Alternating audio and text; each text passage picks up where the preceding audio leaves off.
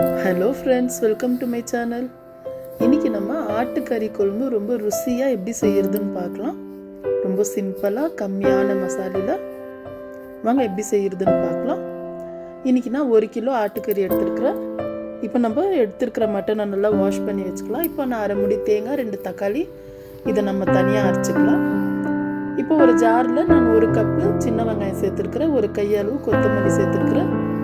இப்போ 1 பீஸ் இஞ்சி, 4 பச்சை மிளகா, ஒரு ஃபுல் முழு பூண்டு சேர்த்துருக்குறேன். இப்போ இஞ்சி நம்ம கட் பண்ணி சேர்த்துக்கலாம். இப்போ இது கூட பட்டை, லவங்க, ஏலக்காய் சேர்த்துருக்குறேன். இப்போ கசகசா ஒரு 1/2 டீஸ்பூன் சேர்த்துக்கிறேன். மிளகு ஒரு 1/2 டீஸ்பூன், சோம்பு ஒரு 1/2 டீஸ்பூன். இப்போ கொஞ்சமாக தண்ணி விட்டு நம்ம அரைச்சிக்கலாம். பாருங்கள் இந்த மாதிரி. இப்போ இது ஒரு பக்கம் இருக்கட்டும்.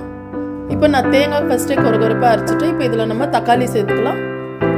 தக்காளி சேர்த்து இதில் மல்லித்தூள் 2 டீஸ்பூன் சேர்த்துக்கலாம், மிளகாத்தூள் 1/2 டீஸ்பூன் சேர்த்துக்கலாம். இப்போ இதை நம்ம நல்லா மையாட்டம் அரைச்சிக்கலாம். பாருங்கள், இப்போ 2 மசாலையும் நல்லா அரைச்சாச்சு மையாட்டம். இப்போ இது ஒரு பக்கம் இருக்கட்டும். இப்போ ஸ்டவ்வில் குக்கர் வச்சு 3 டேபிள் ஸ்பூன் எண்ணெய் சேர்த்துருக்குறேன். இப்போ ஒரு வெங்காயம் நல்லா ஸ்லைஸாக கட் பண்ணி சேர்த்துக்கலாம். உப்பு கொஞ்சம் சேர்த்துக்கலாம் தேவையான அளவு. இப்போ வெங்காயம் கொஞ்சம் நல்லா வதங்கினோன்னே நம்ம வாஷ் பண்ணி வச்சு இருக்கிற மட்டன் எடுத்து சேர்த்துக்கலாம். மட்டன் நல்லா இந்த எண்ணெயில் நல்லா வதக்கி செஞ்சால் ரொம்ப நல்லா டேஸ்ட்டாக இருக்கும். இப்போ இது 1 நிமிஷம் மூடி போட்டு வைக்கலாம். 1/4 டீஸ்பூன் மஞ்சள் தூள் சேர்த்துருக்குறேன். இப்போ பாருங்கள், நல்லா 1 நிமிஷத்துக்கு இதை நல்லா திருப்பி விடலாம். இப்போ நம்மளுக்கு கொஞ்சம் வதங்கி இருக்கு. இப்போ நம்ம மசாலா சேர்த்துக்கலாம். வெங்காயம், இஞ்சி, பூண்டெல்லாம் அரைச்சி வச்சுருக்கிறத சேர்த்துக்கலாம். இப்போ இதை சேர்த்து நல்லா மிக்ஸ் பண்ணி 1 நிமிஷம் இதை மூடி போட்டு வைக்கலாம். நம்மளுக்கு நல்லா அந்த கறிக்கு மசாலா நல்லா செட் ஆகணும். இப்போ பாருங்கள், நல்லா கொஞ்சம் வதங்கி இருக்குது, நல்லா மணமாக இருக்குது. இப்போ நம்ம அரைச்சி வச்சுருக்கிற தக்காளி, தேங்காய் எடுத்து சேர்த்துக்கலாம். சேர்த்து இதையும் நல்லா மிக்ஸ் பண்ணி விட்டு கொஞ்சம் குழம்புக்கு தேவையான அளவுக்கு திட்டமாக தண்ணி சேர்த்துக்கலாம். நான் தண்ணி அதிகமாக சேர்க்கல, கம்மியாக தான் சேர்த்துருக்குறேன். அதிகமாக சேர்த்தா கூட நல்லா தான் இருக்கும். இப்போது இந்த டைமில் உப்பு செக் பண்ணிவிட்டு உப்பு சேர்த்துக்கலாம். ஒரு கொத்து கருவேப்பிலை போட்டு சேர்க்கலாம்.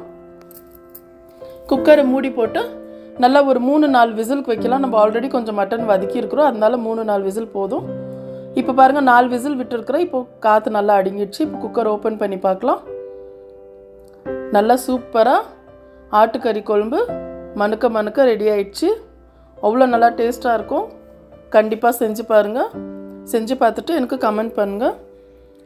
அவ்வளோதான் ஃப்ரெண்ட்ஸ். நான் போடுற வீடியோஸ் உங்களுக்கு பிடிச்சிருந்தா லைக் பண்ணுங்கள், ஷேர் பண்ணுங்கள், மறக்காமல் சப்ஸ்கிரைப் பண்ணுங்கள். Thank you.